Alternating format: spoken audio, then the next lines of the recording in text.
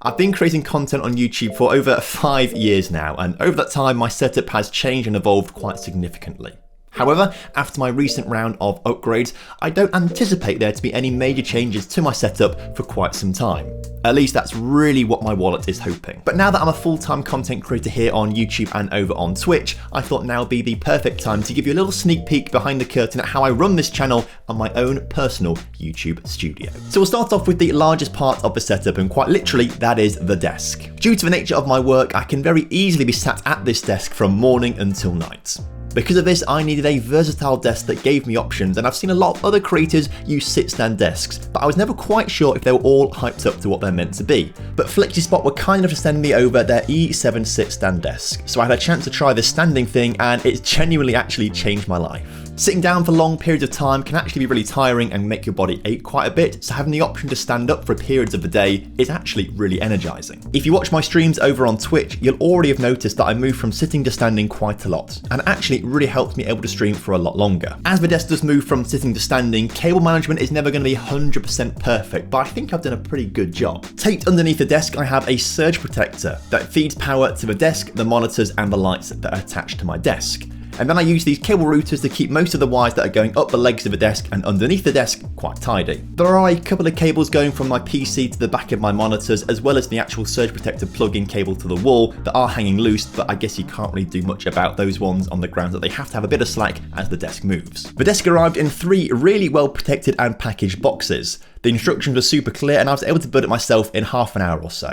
There's a motor in each of the legs, so it's really sturdy and takes a lot of weight, and you can adjust the height manually, but you have 4 customizable preset heights that you can choose to your desire. FlexiSpot are currently celebrating their 6th anniversary, and you guys can get yourselves up to 27% off up until the 9th of September if you go and visit their website via my link in the top line of the description. You'll notice that there aren't any drawers on this desk, and whilst you can add drawers as an optional extra, I wanted something a little bit more heavy duty. That's why my latest purchase were these Alex drawers from IKEA. I wanted them in black to match my PC and desk legs, but they didn't have any left in black, so I went for white, which blends into the wall a little bit better. I use these drawers to store things that I use frequently to keep in easy reach, such as my wallet and Xbox controller, a ton of notebooks, stationery, all of my football commentary and radio notebooks, and of course, the all-important snack drawer. There's also a few extra cables kept in there that I might need for my PC, and speaking of which, let's get on to the PC. I say I got the PC rather than built the PC because I got a lot of help from my very good friend Matt, who you may know as Nerdphonic. Matt is a tech genius, so he told me exactly what to buy, and when it arrived, I took it all to his house and watched him build it basically. I'm not really a PC part expert at all, but for my budget, Matt told me that these parts were the best bang for my buck. So I got them, and he wasn't lying because this thing is an absolute beast. It handles everything that I throw at it in terms of recording videos in super high quality, it keeps up with large files whilst editing and rendering out videos in 10 to 20 minutes, and then when I decide to play something a little bit more intense than Football Manager,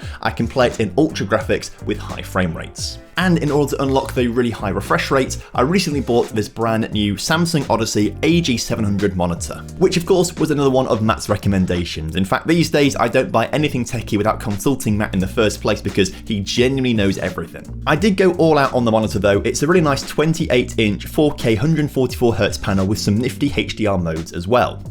The main advantage is that I can record my gameplay for videos in 4K, but I edit and publish videos in 1080p. As a result, video quality is much crisper, and it means that I can zoom in and out without losing any quality, which makes better videos for you guys. So I can justify to my bank account that I'm not buying this monitor for me, I'm buying this monitor for you guys.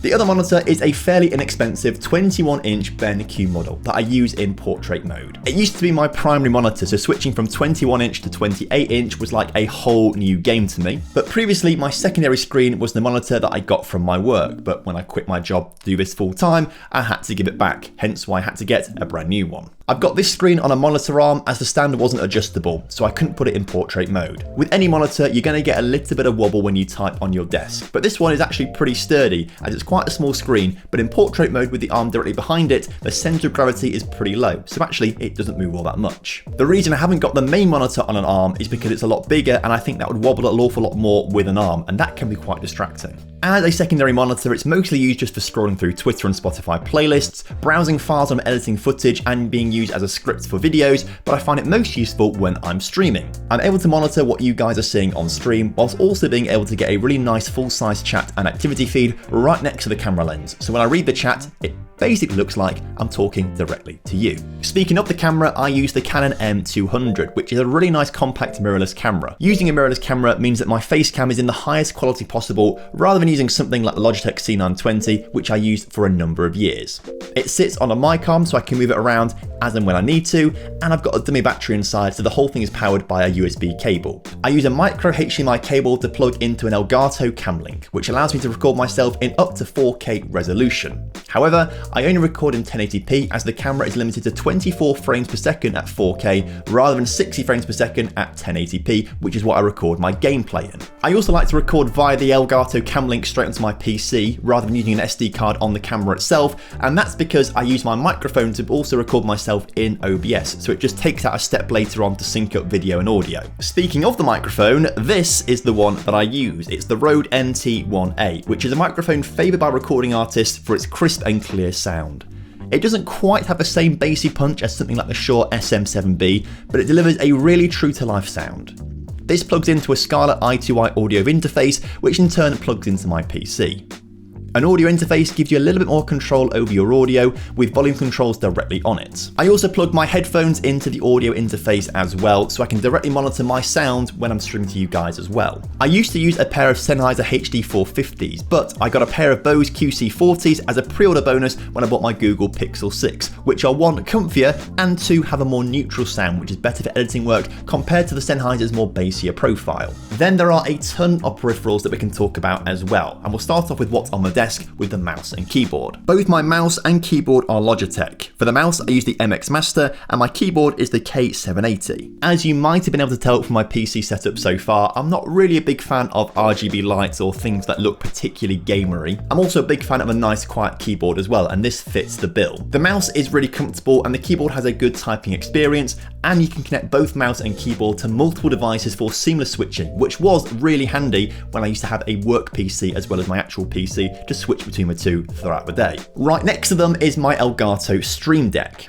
I use this obviously to control my streams, being able to switch between scenes, trigger the goal video, and various different sound effects. But it's also in general a really powerful productivity tool. For example, I press one button on it and it opens up everything that I need to stream. And you can also assign a ton of shortcuts on there to help speed up tasks like editing. Then there's a ton of plugins that you can get from the Elgato plugin store, and one of my favourites is the price trackers for stocks and crypto, so I can keep an eye on the markets throughout the day. Also on my desk are my Yongnuo lights, which make sure I'm well lit up for videos. They're really powerful LED lights that get really bright, but you can change the warmth of the light as well. Then I'll use the white balance on my camera to make sure it matches the warmth of the light for the best look on video. There is a slight downside to these lights, and that's the fact there's no softbox on them. A softbox will diffuse the light over your face so you get a much more softer look, but because these don't have a softbox, the light on me is actually quite harsh and casts a few shadows. However, given the space that I've got, I'll actually take the compactness of these lights over having a massive softbox any day of the week. They're attached to some desk clamped light stands, so they move up and down with my desk as I adjust positions. Now, I don't really use it much these days, but I used to have a green screen in every single video.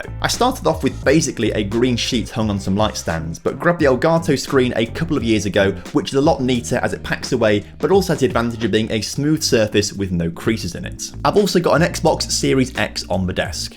I've always been an Xbox guy, so it's nice to have, and mostly I'll just use it to play Battlefield 2042, but last year I did go through all of the Assassin's Creed games in order. Assassin's Creed 2 is the best, but for me, I think Unity is a close runner-up. I really enjoyed that game, and I am massively looking forward to the new Mirage game coming out. Oh, and I guess we probably should talk about the chair as well. I can't actually remember what the chair is called, but it was fairly reasonably priced from Wayfair. It's got adjustable arms, lumbar support, and headrest, which still manages to accommodate me and my 6'4" frame. And the seat itself is quite nicely padded and large, which suits me quite nicely because weirdly, I quite enjoy sitting cross-legged at my desk. Now, if you watch any of my videos at all, you'll notice that there is a bed right behind me, and that is because I record all of my videos with my desk set up in my bedroom. Home circumstances dictate that it is the only space in the house for me to have a desk set up at all, but in the future, when one day I do have an office, I would love to have a lot more extensions of my personality and decorations up in the background as well for you guys to see. And to be fair, there is a few bits in the background for you guys to see. I've got 2 shirts on the wall.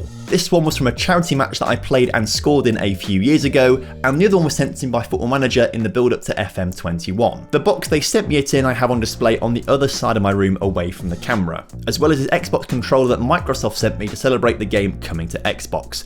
I haven't actually used it because I don't want to ruin it at all in the slightest. I've also got this print of Lincoln City Stadium Sinsel Bank from Football Stadium Prints. I bought it a few years ago, but it's still one of my favourite things. They're not sponsoring this video, nor have they ever sponsored any of my content, but I do really like their work, and they probably have your stadium up on their website. So if you like this artwork, I'll leave a little link in the description to their website for you to go and check them out. But when I do eventually get my own office, I would love to make it a little bit of a man cave. I'd love to get a nice sofa in there with a TV. I'd love to get potentially some like display cabinets on the wall for like my older consoles and things like that. I think it'd be a really cool space. And I would also like to do a few more in real life videos as well, just like this one. So let me know down below if you want to see a little bit more of real life stuff like my productivity systems and making content or anything like that. But I have recently done a real life video on how I commentate on Lincoln City matches at the weekends. So if you want to check that one out, the video is going to be right up here for you.